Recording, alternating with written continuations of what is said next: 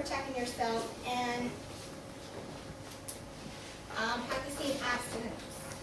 We currently have a HIV epidemic on our hands that we cannot afford allow people to be unaware of. Not only because of the possibilities of being infected by STDs or getting pregnant, but of getting HIV. When most people hear HIV positive, they think AIDS.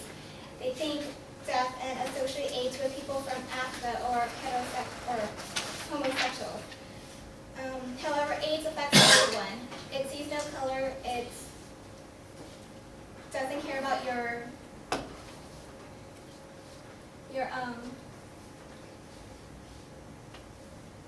it sees no color. Doesn't care about your religion. In 1991, the New York Times released an article that stated that drug users make up a rising proportion of people infected with AIDS virus. It also criticized Congress for failing to finance drug treatment programs and justified the administration and state governments for not providing more money for drug treatment. The National Commission on AIDS today endorses needle exchange programs to reduce the spread of HIV among drug users. According to an article from 2008 named Congress Acts on HIV/AIDS Bill, the Archbishop wrote a letter to the House of Representatives on April 2nd of 2003 to pass President George W. Bush's $50 billion 5-year President's Emergency Program for AIDS relief, known as PEPFAR. The program has provided $19 billion since it was inaugurated in 2003 and has continued to decrease since This shows just how much HIV and AIDS is affecting the world. The HIV epidemic has made it crucial to spread knowledge about what is HIV, how to prevent it, and how to deal with being HIV positive. I'm going to start by talking about what is HIV and the connection between HIV and AIDS.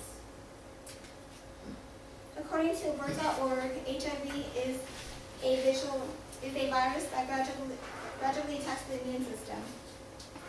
When it gets to the point when your immune system can no longer fight off infection, it is at that point when you develop AIDS.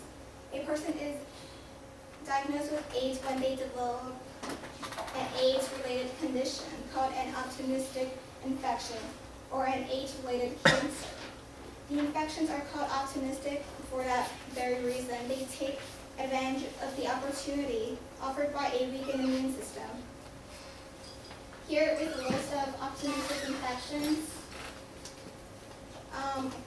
Tuberculosis, hepatitis C, toxoplasmosis. In the picture above here is a photo of a man who has Kaposi's lesions, which is Kaposi's sarcoma, and it is the final stage of HIV, which leads to AIDS. In 2009, the Journal of the American Medical Association released an article about the prevalence of opportunistic infections associated with HIV that led to the development of new guidelines that emphasized the relevance of antiretroviral therapy. It concluded that programs must be established for the early identification of patients with HIV. At first sight of any HIV positive person, there are no real signs of being HIV positive. In order to know if you are HIV positive, you must take the HIV test. Early discovery of HIV is important, so if you are HIV positive, you can start treatment as soon as possible. The transformation length to change from HIV to AIDS varies from person to person. It depends on your health and if you exercise regularly. It can take from 6 months to 10 years, longer or shorter, depending on yourself. There are 2 serological tests done to screen for HIV antibodies, the LISA test and the Western blot test. According to the 86 articles screening for HIV antibodies. The ELISA test is an enzyme named M2U00516.MPG. It's a test that is done on all blood donor serum. The serum is mixed with inactive HIV antigens and anti-human immunoglobulin.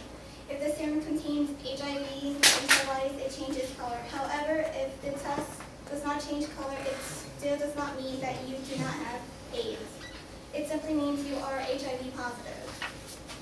The Western blot is done on all positive ELISA serums. This test seems to work best with samples containing high levels of HIV antibodies, as in people who have AIDS. People with AIDS have high levels of HIV antibodies. The epidemic of the human immunodeficiency virus, HIV, is a serious factor that is plain in the youth of the world. Although people have heard about protecting themselves from attracting HIV, it seems that many feel that they are invincible, since there are now several medications available to help prevent AIDS.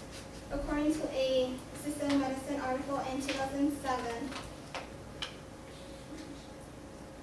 HIV is in blood, semen, and vaginal fluids, even breast milk. You can protect yourself by being aware of how HIV is transmitted.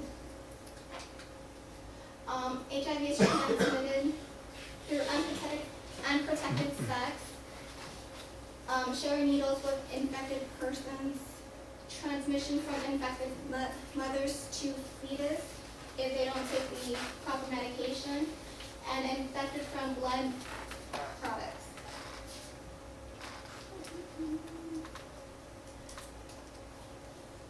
However, females that are HIV positive can take medication to not pass the HIV to her fetus.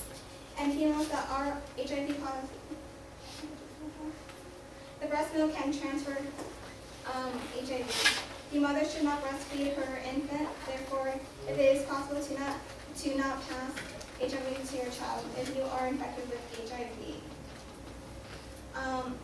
As for the blood transfer contact, since 1985, the National Commission of Health has started doing the test, the ELISA test and the Western blot test, so that the contamination won't pass over to others.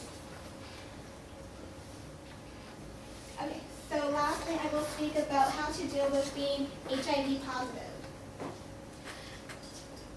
Although there's no cure for HIV or AIDS, but the time can be fast. Okay.